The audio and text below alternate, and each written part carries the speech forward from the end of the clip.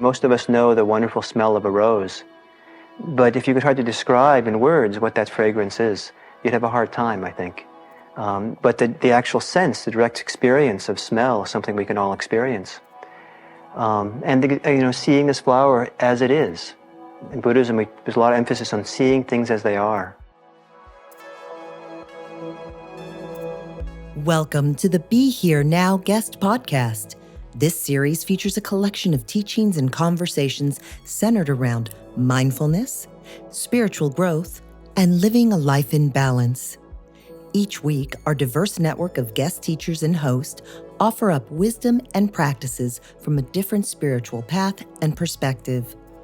If you would like to support this podcast, please visit BeHereNowNetwork.com/donate.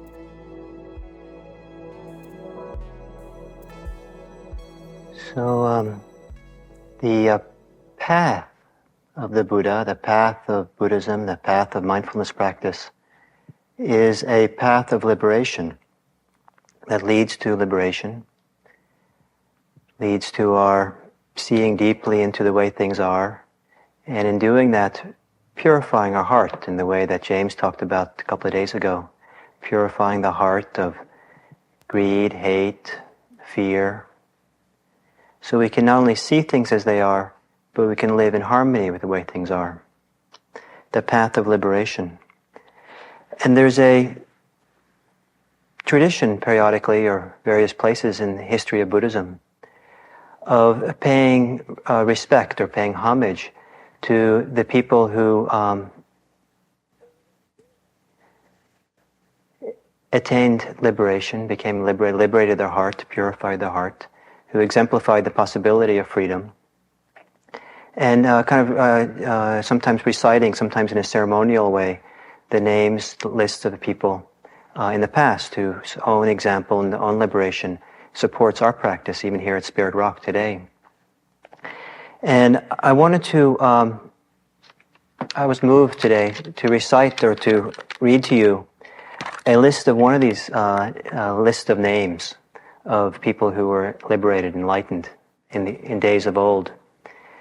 And this is a list of some of the women who were enlightened, liberated during the time of the Buddha. So in the lifetime of the Buddha, some 2,500 years ago, these are some of the women. And you might think of them, think of these women who were walking around India a long time ago, and we still remember their names, and we still recite their names. And they are part of the foundation upon which the whole tradition of Buddhism rests, the inspiration and the example they gave. So this is a list of the fully enlightened, fully awakened women that have been preserved by the tradition. And in listing their names, in this list, their title is Acharya. And Acharya is Indian word, Pali Sanskrit word, meaning teacher. So each of these were considered to be teachers. So you can kind of, as you hear each name, maybe you can kind of imagine this being a real person, someone you could have met if you were around back then. Maybe it could have been you. Acharya Mahapajapati, Acharya Mitta, Acharya Yasudhara, Acharya Tissa, Acharya Upasamma, Acharya Vishaka, Acharya Kemma, Acharya Upalavana, Acharya Sundarinanda, Acharya Vadeshi, Acharya Patachara, Acharya Uttama, Acharya Baddha, Acharya Nandutara, Acharya Dantika, Acharya Sakula, Acharya Siha, Acharya Dhammadina, Acharya Kisogotami, Acharya Vasati, Acharya Ubiri, Acharya Patachara, Acharya Isadasi, Acharya Badakapilani, Acharya Mutta, Acharya Kappa, Acharya Dhamma, Acharya Chitta, Acharya Sumana, Acharya Vimala, Acharya Adakasi, Acharya Padumavati, Acharya Ampapali, Acharya Anupama, Acharya Abhirupananda, Acharya Jenti. This goes on. It's a long list of people. The enlightened women who are enlightened at the time of the Buddha. And the tradition preserves more than just the names, but preserves some of their story and some of the words that they spoke, the verses they composed. And some of them are quite inspiring, some of these verses and stories of their lives.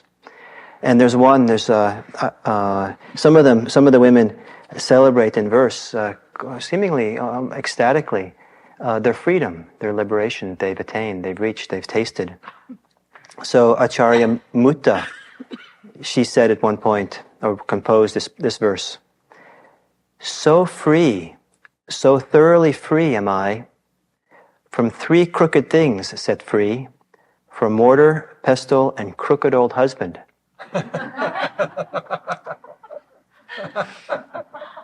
Well, it goes on, but this is relatively mundane, and but it counts for something. And then she goes on, "Having uprooted the craving that leads to becoming, I'm set free from aging and death." Having uprooted craving, I am set free from aging and death. And this is kind of a strange statement, to be set free of aging and death, when I think it's obvious to most of us that no one is free of aging and death, that all of us are aging, and all of us are going to die. So how could this, she speaks with great confidence. She says, "So free, so thoroughly free am I." And how, in this confidence, can she also then make the statement, I am set free from aging and death? And this, we'll maybe come back to that as we go along here. Then there's Sumangala's mother, who said something similar. Actually, I'll read this version.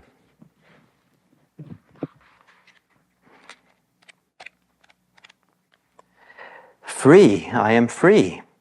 How glad I am to be free from my pestle.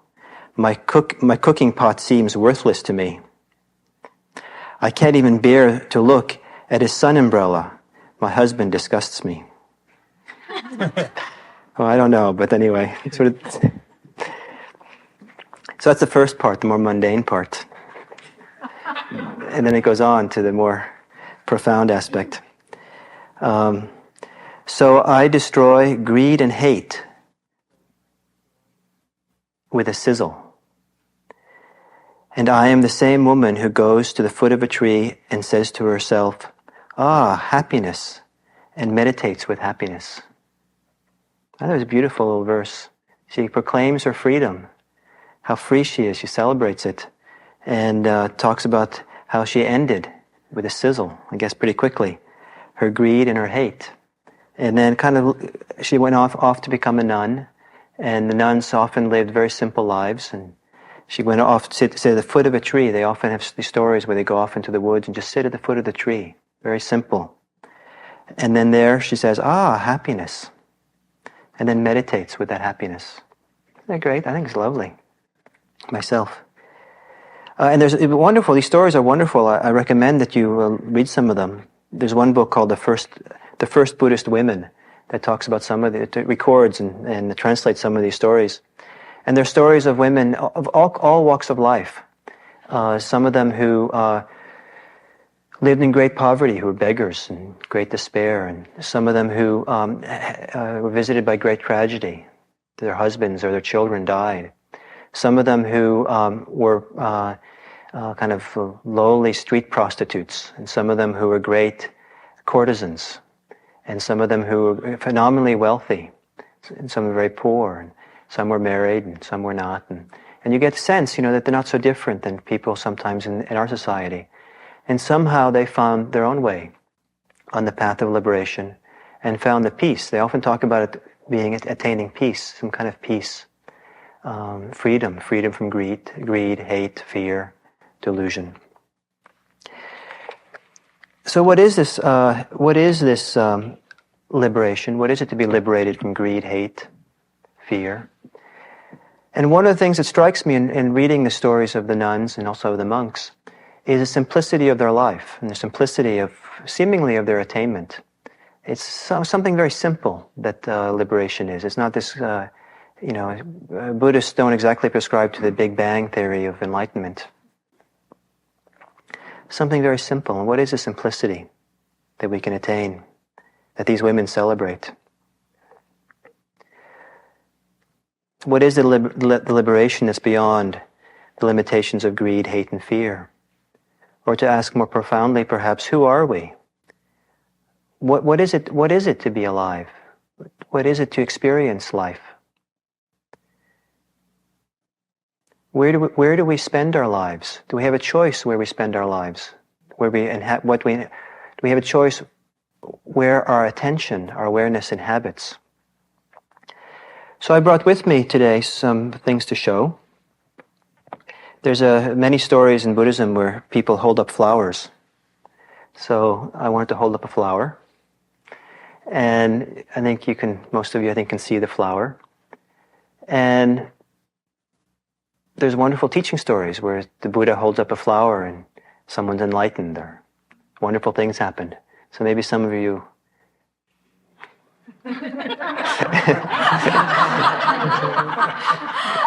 So I'm glad someone got it. Though it's peaceful, James. And so you hold up this flower, and you all have a sense. You look at it, you see it, you have a sense of what it is. And, maybe you can describe in words what it is a little bit, but I think words that describe it tend to kind of fall short often. If you most of us know the wonderful smell of a rose, but if you could try to describe in words what that fragrance is, you'd have a hard time, I think. But the actual sense, the direct experience of smell is something we can all experience. And seeing this flower as it is. In Buddhism, there's a lot of emphasis on seeing things as they are. Or in Mahayana Buddhism, they talk about the thusness of things, to see the thusness or the suchness of things, to see it as it is in its own suchness, as such, as thus, as it is in its own essence, its own way. So that's all very nice. So then what's interesting, though, is when I hold up another flower next to it. So now we have two flowers. And now that we have two flowers, we can do some interesting things with this. Because now we can compare them. And now we can say that this is the small flower, and this is the big flower. This is the short flower, this is the long flower. We can make a lot of statements in comparison. This is the prettier flower, this is the not so pretty flower. This is the real flower, whatever we might want to say. We can compare them. And the comparative statements about these flowers doesn't live in the flower itself, in the thusness of the flower. The comparison is a convention that it lives in our minds, and the conventions that our minds make. Because it's a pretty arbitrary convention. Because right now, this one here, right, is this small flower, right? You all agree? But now, if I hold this flower up instead, now this is the big flower. This is the tall flower. What was a short flower before has miraculously, through my magic powers, been transformed into the tall flower. So this is all very interesting.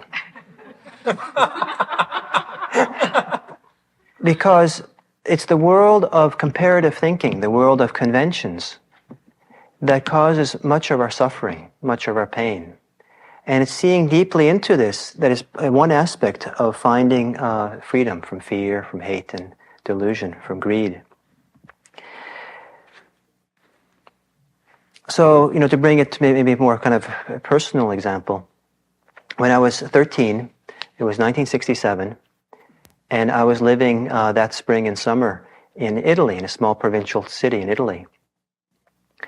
And I thought I was the coolest, hippest guy in town. Because as a foreigner coming from Los Angeles, I had the longest hair of anyone in that town. I had the only person in town who wore blue jeans. proof that I was cool. And I walked around town with a certain kind of, feeling good about myself. Cutting edge kind of guy.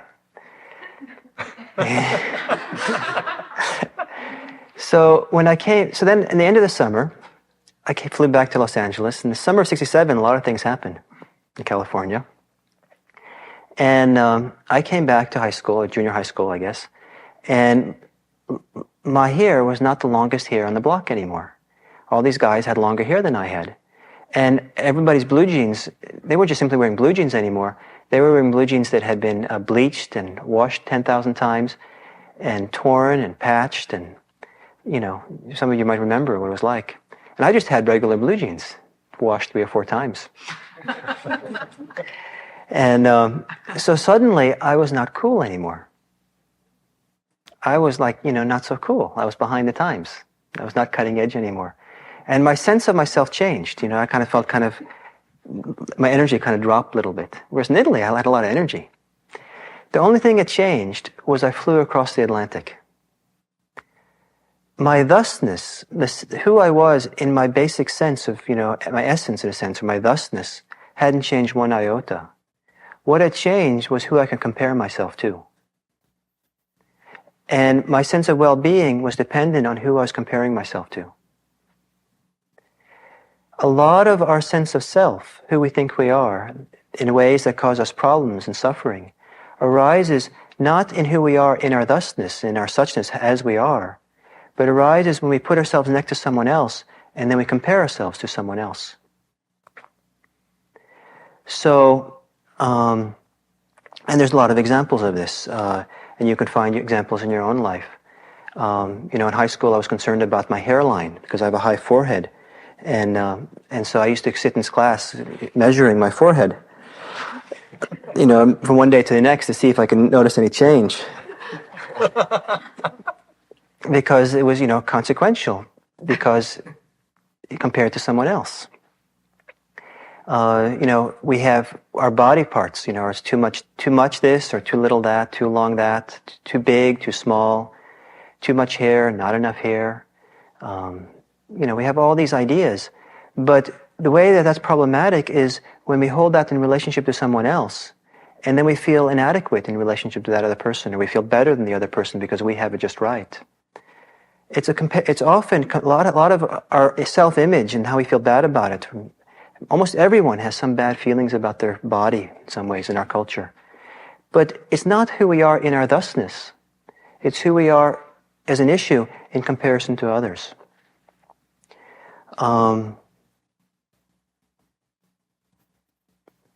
So you might ask yourself, maybe we do a little exercise together. You sit as you are and close your eyes.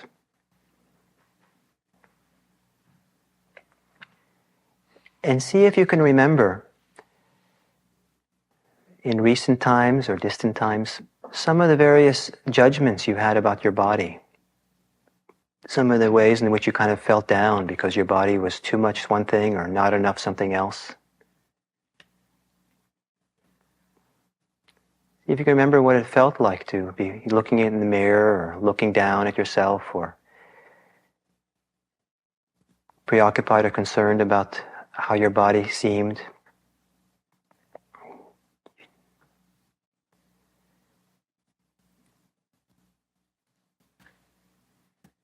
And then take a couple of deep breaths to kind of see if you can clear out the bad news.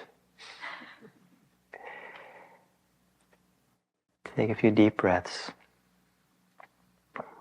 Relax as you breathe out. And then, now notice, what is your body's experience of itself? Separate from all your ideas. What is your body's experience of itself right now?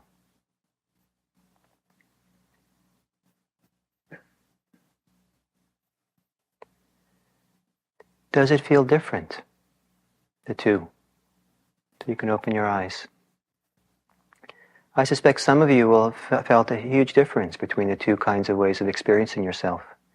One way is to experience yourself through the filter of thoughts and ideas and comparative thinking. And the other, to experience the body as it is itself, tends to be a much more pleasant experience.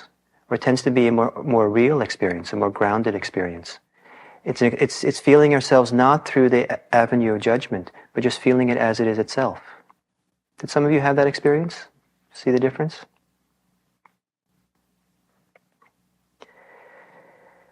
A lot of what we do in our life that causes suffering, a lot of what we grasp onto, a lot of what we kind of resist, is not concrete things, real felt experience, our thusness of things, but rather is the concepts and ideas that arise out of conventional thinking, that arises often out of comparative thinking. If I say that I'm a terrible basketball player, then you should ask, compared to what? Because compared to Michael Jordan, I am, but compared to Michael Jackson, maybe I'm not. It all depends who I choose to compare myself to. But who I compare myself to doesn't need to have any bearing on the joy I feel in playing basketball. There's a certain joy and delight in just kind of being there and on the court and playing. And however, I can be plagued by that comparative thinking, I'm not good enough, I'm not good enough, I'm not good enough, the whole time. And it kind of detracts from the joy, the pleasure of just being here. The same kind of thing occurs with meditators. We have all these judgments and ideas about who we are as meditators. And it's invisible to us, the fact that this is just conventional ideas of comparative thinking that doesn't really belong to the thusness of who we are in the moment we're meditating. We have ideas, for example, oh, everyone else is sitting so still, but I'm the only one who's just a mess here. Or I'm not making enough progress. Or I'm making great progress. Who are all these bumbling fools around me? Or it's not happening fast enough, or all these judgments about who we are as a meditator. And some of them play out, getting ready to go to an interview with the teachers because, you want to look good. So what are you going to say? What are you going to report? Because you want to report that what makes you look like a good meditator. Sometimes that occurs occasionally to a few people, once in a great while. But rather than looking at ourselves as someone who's successful or failing or a good meditator or poor meditator or any of the categories that we can put ourselves in, any of the judgments we can have that are seeing ourselves through the filter of thoughts and conventions, can we have another experience of ourselves? Another way of experiencing ourselves is to experience the thusness, to be in the thusness of the way things actually are. And in the direct moment of the way things are, they can be both things. They can be both the flower by itself, and it can be the big flower. But if we only relate to, oh, that's the big flower, we miss out often on this is also just a flower in its own right. That our fundamental self-worth as a human being is already present, is already here. We're already just fine, thank you. And we often miss that because we're often residing in the world of thoughts and ideas, in our conventions, in our ideas and concepts, in our comparative thinking. Most senses of self that we have arise out of comparative thinking. Even the idea of I'm a man or I'm a woman is unnecessary, is going too far. You can actually have a deeper experience of yourself without even those labels. So one of these stories of the nuns, Mara comes and visits one of the nuns. Actually, he comes and visits regularly, the monks and nuns. Mara's job description is to prevent people from becoming free. And part of the understanding in the tradition is that Mara is just a personification of the inner forces inside our own minds. So this nun named Soma goes out and sits under the foot of a tree to practice her meditation quietly someplace. And then Mara, the evil one, wanting to arouse fear and terror, wanting to make her fall away from her practice, approached her and said, "That which is to be attained by seers, by the sages, by the awakened ones, that place so very hard to reach, women can't, with their 2-inch discernment, attain.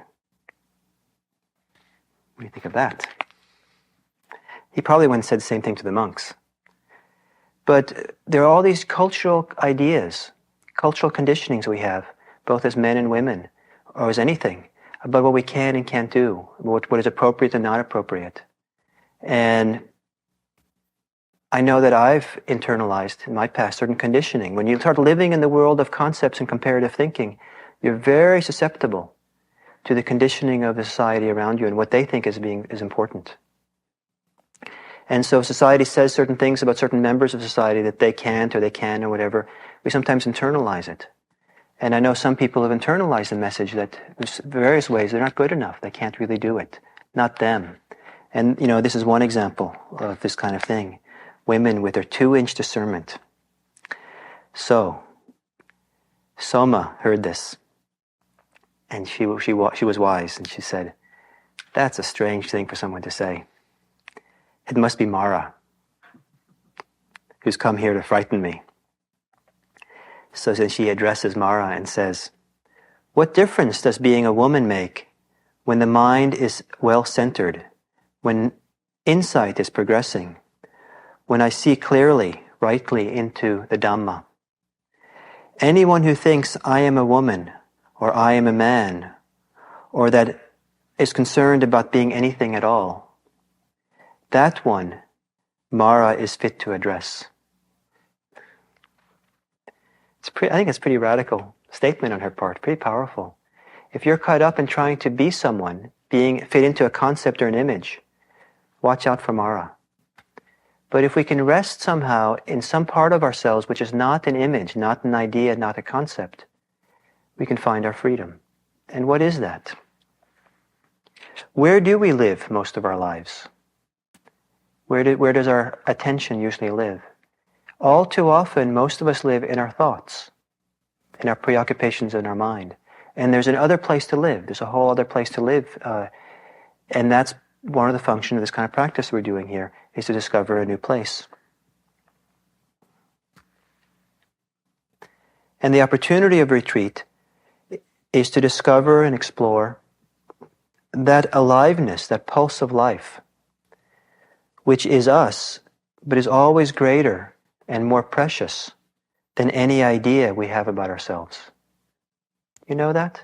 You know that you're more precious than any possible idea you can have of yourself? However, most of us don't know that, and we live actually in the world of thoughts. And to give a kind of maybe an example that maybe helps illustrate this. Some years ago, I was watching football on television with, I think it was with, maybe not with James, but with 2 other Vipassana teachers. And so it was a kind of a little unusual group of people to watch football with. And I don't watch football that often, so. And one of the teachers, as any sensible person would do, had the mute button, the remote, and hit the mute when the commercials came on. Great. When the commercials ended, what I thought was odd was he didn't hit the mute button again to get the sound. And since he was a kind of Vipassana teacher who was about being mindful of things and relating to things maybe in a different way, I thought, well, this is interesting. Rather than kind of nudging him, I think I'm just going to sit here and find out what this is like to watch football without sound. And eventually he did hit the mute button and the sound came on. And I was struck by the huge difference between watching the game with the sound and without the sound. Without the sound, I can follow the game. I can get some sense of what was going on. The guys were standing facing each other and they fell down.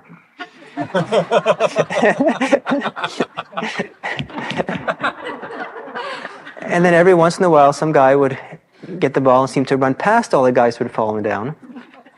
And he would be making it down the field. It was kind of nice. You kind of knew where the direction he was going. There was a goal line, and he crossed the 50-yard and the 40. You got a sense it was kind of nice, And oh, he looks like he's going to make it. Oh no, here comes this guy from the right, and he looks like he's going to tackle him. Oh yeah, he tackled him. They both fell down, and it's too bad he didn't make it.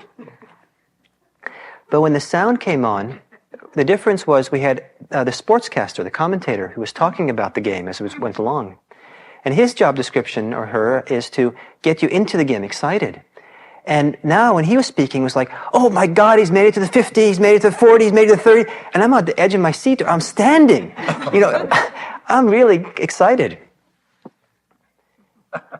And what I saw was that until that time, I had entangled or conflated the sportscaster, the experience of listening to this guy commentating on the game, with the game itself. And actually the two are different from each other. The game is the game, and the commentary the guy was making about the game is the commentary.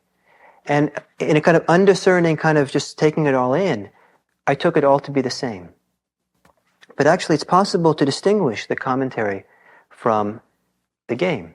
As one friend of mine does, he's noticed that the national television sportscasters are rather not as excited about the 49ers as the guy on the radio is, the local radio station. So he watches the game on television without the sound, but listens to the sportscaster on the radio because it's more exciting.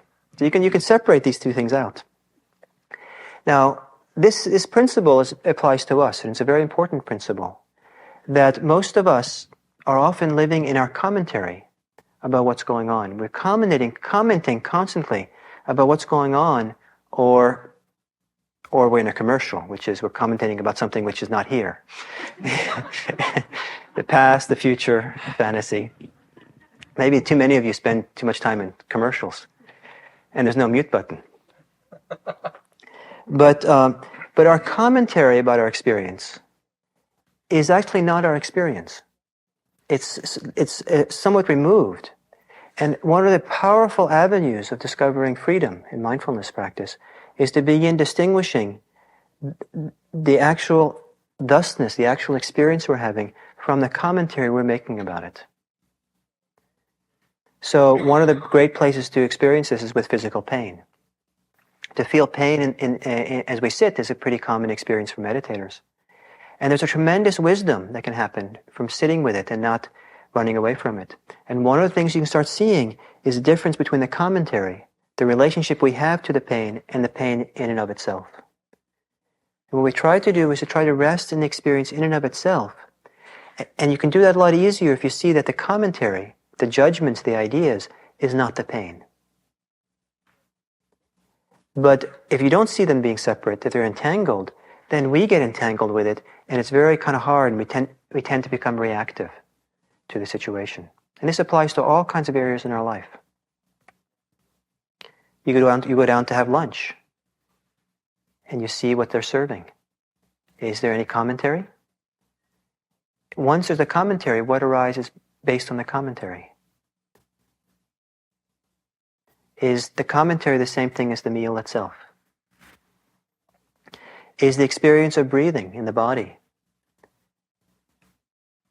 the same thing as your judgments and ideas about that breathing? I know it's very easy to sit with even very subtle ideas, kind of almost constantly operating, evaluating the breath. Oh, that wasn't quite good enough. Or if I really was present, then it would be a little bit different kind of experience of breath. Or kind of sit with a very subtle kind of waiting for something to happen. If I can really be there, I can be there with the breath somewhat.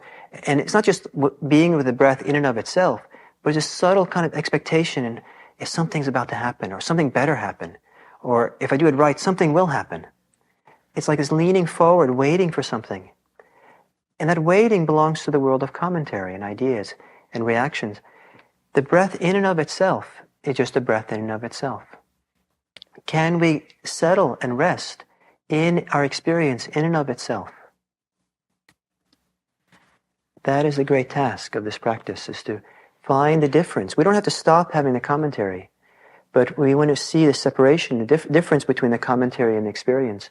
And then, if you can see the difference, then the choice we make in practice is to start living in the experience, not in the commentary. To live more in the direct felt sense of the experience in the present moment, rather than the story and the ideas. To live in your body's experience of itself, as opposed to living in the ideas we have about our body. So what are some of your favorite commentaries that you live in, that we live in? It's not enough, I'm not enough, it's too much, I'm too much. This means, this is happening, and we assign meaning to it. I wanted Sylvia yesterday to tell the story, lovely story that she's told, and she didn't, so I'll tell it. And I'll find out if I tell it right. She wanted to be a guest at the San Francisco Zen Center. And so she called up the Zen Center and asked him, I'd like to be a guest. And they said, oh, you want to speak to the guest manager, Robert, but he's not in. He'll call you back. So he called her back. But when he called her back, Sylvia wasn't in. So he left a message saying, this is Robert. Give me a call and we'll talk about you coming to be a guest. It's great. So when she came home, I guess, she called Robert. And she called the Zen Center and said, can I talk to Robert? And the office person said, oh, Robert's not in.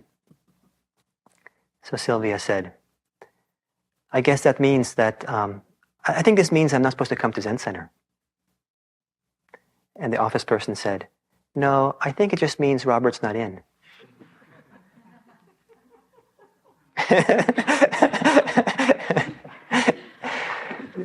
How often do we assign meaning to things? And whereas we don't have to. We can just let things be as they are. I think we can do it a lot more often than we do. So assigning meaning belongs to the word of commentary. Then there's negotiating our experience. Some of you probably are negotiating your meditation. If I stay with this pain, then this will happen. Or if I go take a nap now, or if I really huff and puff for a while, then. In negotiation, you have a plan, a strategy, if then. It's much simpler than that.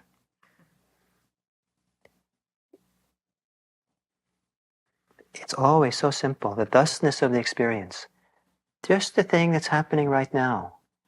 What is it in and of itself? If it's already happening, there's no need to judge it, no need to make anything more of it, no need to make commentary on it. Just allow yourself to experience what that experience is that's happening right now. I find that mindfulness, I think it's a phenomenally wonderful and powerful and delightful and challenging practice to do. But one of the qualities of mindfulness that I like, that of awareness, is that it's non-judgmental. It's non-critical. It's non-guiltful. It doesn't have the quality of many things that kind of makes our life quite painful.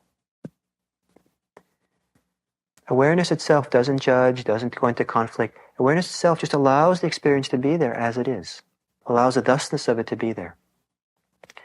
So what is it? Is it possible for us to begin is it possible for us to take what happens to us, whatever it is, and allow it to be what it is, and not to make anything more of it, or less of it. Just allow it to be in its thusness of it. Such simplicity. That's, I think, part of the simplicity of the practice. You don't have to make anything happen. All you have to do is to feel what is already happening. And it's pretty common for many of us to have ideas, oh, this shouldn't be happening. But I think anything that happens on a retreat, once it's happened, belongs to the world of thusness. And it's your choice about whether you start living in the commentary about it, or whether you simply leave it in its simplicity as it is. So Sylvia's beautiful instructions this morning, I thought, when you find yourself drifting away from your thought, thank you, it's drifting away from your breath,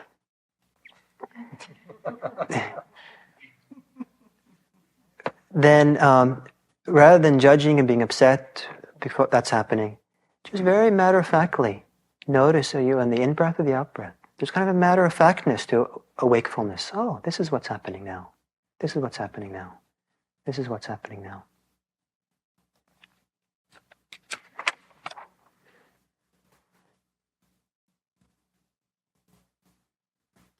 When we are in the commentary,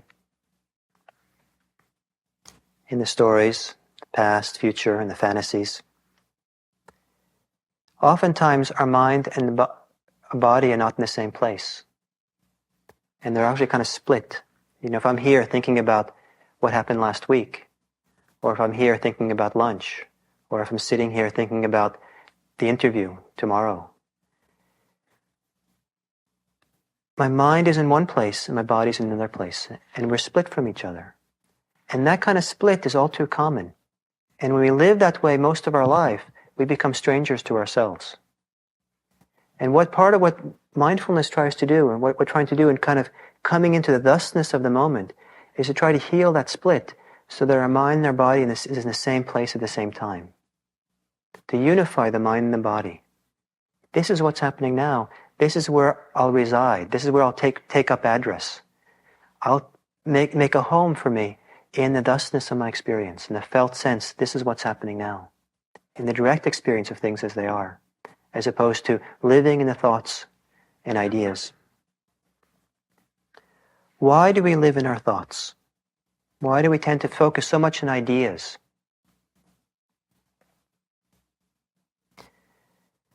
I find it astounding how much I live in my thoughts and ideas. And it's a great relief for me when I begin experiencing life much more directly or much more fully. What happens when we live in thoughts? We really limit the life and it's very constricted. But there's a much wider sense of aliveness and presence that's much bigger than any idea or thought or commentary we might have. If one of you walked next to me for 24 hours and talked to me constantly, nonstop, as much as I talk to myself in my brain all the time, I would be begging you to stop. At the best of it, if I was polite. I'd be going batty. And especially if you were saying the same repetitive things that I say to myself over and over and over again. I would get tired of that same thought train. I'd be disgusted with it. I'd do anything I could to get you to stop talking, saying the same thing 300 times. But what's fascinating is that when I say it to myself in my brain, it's fresh every time. It's so interesting. You're laughing, so there must be some truth to it for you too. Why is it that we're so interested in our thoughts? And I think a lot of it has to do that our thoughts have to do with our self-image and self-identity. They relate to who we think we are. And their self-image and self-identity arises out of comparative thinking, convention. And it's not who we are in our thusness. And I find it a great relief to experience myself as I am, as opposed to experiencing myself through the ideas and thoughts that I can be so preoccupied with. And part of what mindfulness is trying to do is to help us discover a much wider sense of life, wider sense of presence, wider sense of experience than what's possible if we're only preoccupied with thoughts and ideas. Preoccupied with our sense of self.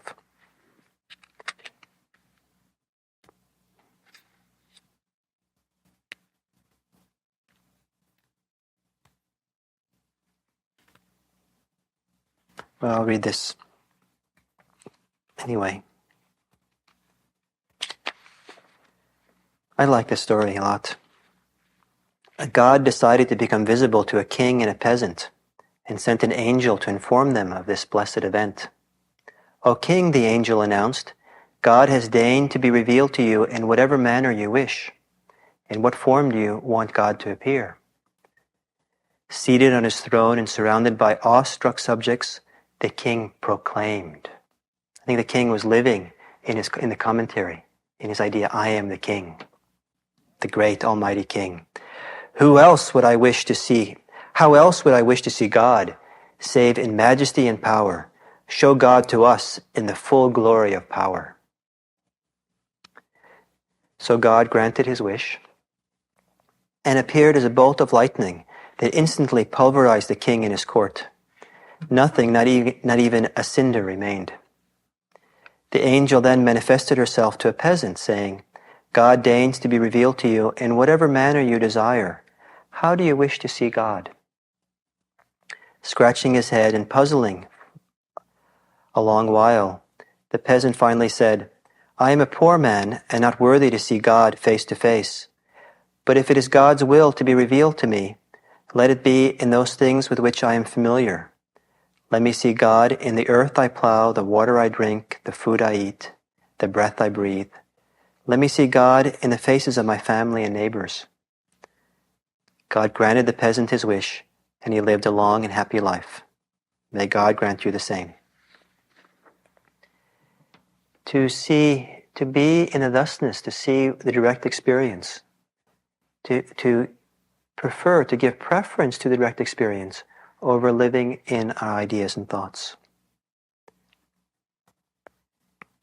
To feel, to see a sunset and to see it, as opposed to immediately going into, oh, that sunset isn't as good as yesterday's sunset. Or, if I was painting this, I could make it a little better job. Or to feel the rain coming down this building. I think I find it a delight and really precious, all the various felt senses in my body that kind of wash through me when the rain begins, and I hear the sound on the roof and the wind. And I can have a whole different experience of the rain if I go into my thoughts and ideas about it. Oh, this means, I forgot my umbrella, and therefore I'll get wet. I'll get a cold. I'll have to end the retreat early, and be embarrassing to go home. I'll be embarrassed to my friends, they won't like me. I'll feel miserable. I'll have to do something about my misery. Maybe I'll think about going on a retreat. And then finally I wake up and I realize I am on a retreat. Just to feel what it's like. An alternative to dwelling in thoughts is to begin moving into the felt sense of the experience. Anything that we're experiencing has a felt sense. The breath has a felt sense. An emotion has a felt sense. Walking, the feet have a felt sense of what it feels like to be walking. The felt sensations. Felt sensations belong to the world of thusness, to things as they are. There's no commentary in just feeling a physical sensation.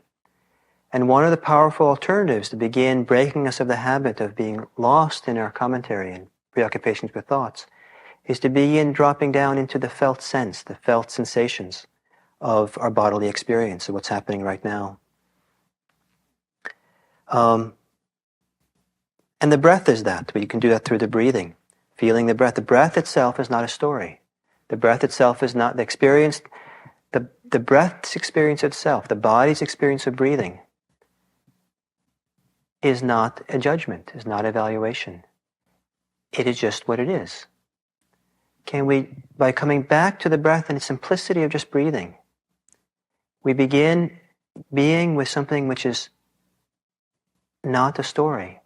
And as we do that, we begin softening and weakening the power of preoccupation, the power of always going into the story, always going into the judgment. And to develop some constancy with the breath, to kind of try there, not simply to watch it from a distance, but to actually live in the breath in a sense, to actually see that the awareness of breathing arises with the experience of breathing. The body's experience of breathing. Not what it's like to watch the breath, but what it's like for the body to experience the breathing, wherever you experience it. Do some of you sense a difference between watching the breath and the body's experience of it, of breathing? And as we do that, as we try to stay with the breath the best we can, we do a number of things, interesting things happen. One is we tend to soften the preoccupation with thoughts. We counter that great force of pulling us in there. And the other great thing that happens is trying to stay with the breath highlights so much of what goes on in our life. For example, one of the things it might highlight is your mind is out of control. I can hardly stay with more than 2 breaths. My mind just like crazy all over the place. That's considered a great insight. It's better to know that than to have it happen without knowing it, which is how it is oftentimes. And staying with the breath the more subtle, more refined you become with the breath, the more that almost becomes like a highlighter that reveals all these aspects of our life that happens around it. Expectation, desire, thinking, our reactive mind, our commentary. The more and more refined and subtle you get with the breath, the more you can notice the subtlety, the refined subtlety of commentary and judgment and reactivity. So part of the function of staying with the breath is to develop concentration, but part of it is simply not so much to get concentrated, but to be a highlighter so you notice other things that are going on that you wouldn't notice so easily unless you had that kind of anchor, that standard, that kind of, it's like, if you put a big pole with measuring lines on it in a pond, and you can watch when the pond or the dam, and you watch when the dam and the water level raises, you need to have the stick to see the water raising. So the same way, the breath is kind of like a measuring stick. And so rather than being discouraged when you have trouble staying with the breath, part of the function of breath meditation is to notice, be mindful of all the things that are going on that make it difficult to stay with the breath. So hearing that, maybe you can be less judgmental about how difficulty it is. And then to hold that in the thusness, non-judgmental. Oh, I'm learning about myself. Oh, this is what's going on. It's a process of discovery. And then coming back to the breath and continuing the cultivation. And we notice a lot, as the surface kind of chatter and commentary of the mind begins to soften a little bit. It's kind of like the floodgates open sometimes.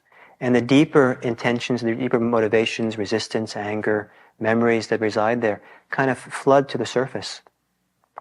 And you should know that so that when certain times when you sit here and you get somewhat calm, and the next sitting you come back and you're just really agitated, it isn't that you've gone backwards, but rather maybe something deeper is moving inside of you that had a chance to surface because you are no longer so controlling, no longer controlling what's going on, or no longer constantly evaluating, judging, but allowing something deeper to happen. And when something deeper happens, can you just allow it to be there, very simply, in the thusness of it. Not make a judgment, evaluation. Oh, that thought was a great thought. That was a better thought. Or whatever it is. The other way, alternative, kind of related to mindfulness of breathing, is mindfulness of the body. The body, any physical experience you have, is not a story, is not a judgment. Any physical experience we have belongs to the world of our thusness, the world of our felt sense experience, belongs to the world of the wide world of our aliveness. When the Buddha died, a monk went to Ananda, the Buddha's attendant, and said, well, now that the Buddha is dead, who's going to be our best friend? The idea was the Buddha was everyone's best friend. And Ananda said, oh, now that the Buddha is dead, no longer around to guide us, mindfulness of your body is your best friend. That's a remarkable statement, that your best friend will be your body, the mindfulness of your body. When I lived when I did one of my first Vipassana retreats in Thailand, Ajahn Buddhadasa gave a Dharma talk. And it was wonderful, Dharma talk, none of which I remember now. But at the end of the talk, as we were kind of filing away, he kind of said to a few of us standing nearby, kind of as an afterthought, he said, don't do anything that takes you out of your body. That was a bizarre statement to me. What did he mean? It was like a new concept. So I thought that was interesting, so I paid attention to this idea. Don't do anything that takes you out of your body. And what I noticed in my experience was how often I was not in my body. How often I was lost in thoughts and ideas. How often I was ahead of myself. A great time to have out-of-the-body experiences is on the way to lunch. People are often leaning ahead of themselves, kind of their center of gravity of attention is thinking of what's ahead. But to settle back into the body and let the body be the guide for the pace in which you take here at Spirit Rock during the retreat. To let your body be the guide of how to pay attention, what to pay attention to. to stay in touch, and that's a great expression, in touch with a tangible experience of your body, as a guide for entering into the world of thusness. I watch some people on retreat leaving a sitting and going out of the hall or leaving whatever. And I look at them and I say, that person might have been very mindful during the sitting, but the way that person is walking now and kind of just dashing out and grabbing their coat and putting on their shoes all at once and kind of rushing out the door and still putting on the coat and looking at the message board as they go out the door, that person might have been very mindful in the sitting, but that mindfulness is not present anymore now. They're no longer staying present. The opportunity on a retreat like this is to begin discovering the wonderful possibility of living our lived experience, living our aliveness, living what's happening in the present moment with awareness all the time. And not just simply do it in the sitting, but do it throughout the whole day. Not in a way that's forceful or tight, or striving, or tiring even, but in a way that hopefully is very, very simple and easeful. It's actually easeful to move in a way that allows us to stay present as we do that. Allows us not to get caught up so quickly in the stories and ideas and thoughts. Watch yourself sometimes as you leave this room, as you go down into the hallway. Notice perhaps how quickly it is for you to get lost in your story and your thoughts. Notice as you go through that door. Maybe make the door your mindfulness cue.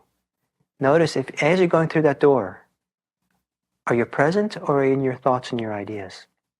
I know one of the signs for me that I'm not present is when I go through the door, like I did just a little while ago, and let the door kind of close by itself behind me with a bang. Because when I'm mindful, I'm conscious that I'm with the door, and I kind of close it quietly.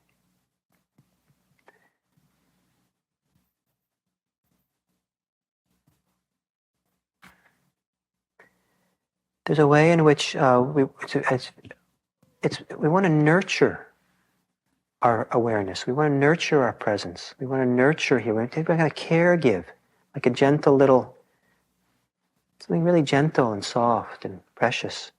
Our ability to be present. What's happening right now and right now. To remain conscious and awake. To remain awake. To safeguard our wakefulness. It's one of the most precious things in our life is our wakefulness. And to kind of go about the day, letting your body be the guide of how fast to go or how slow to go, so that you can kind of keep in your body, keep in the wakefulness of what's happening moment by moment. So you have a chance more often to come back when you do get lost. And then we can find in doing this an experience of living, an experience of being alive, where there's no grasping or no fending off anything. An experience of being alive where there's no fear. An experience when we can rest in the thusness of who we are, not needing to be anybody different than who we are. Sylvia said this morning, we all are unique. We're all so unique. We don't need to compare ourselves. We can just rest in ourselves. And in that, discover an all-pervasive trust in life, in ourself, where we don't have to grasp anything, we don't have to push anything away, but we can just sit in this moment, in the fullness of ourselves as we are. The wonderful gift we give ourselves. We give ourselves when we allow ourselves to be in our lived experience as opposed to living in the virtual world of thoughts.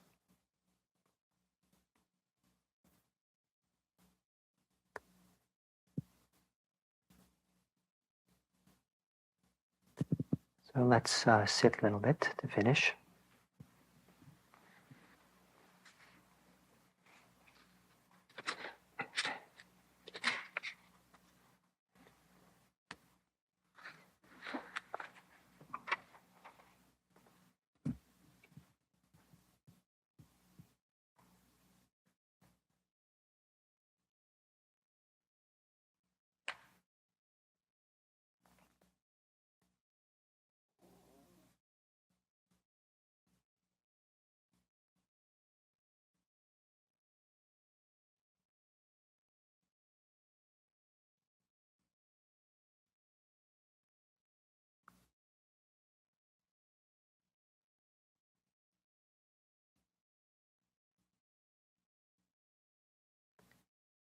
And the lived experience of being alive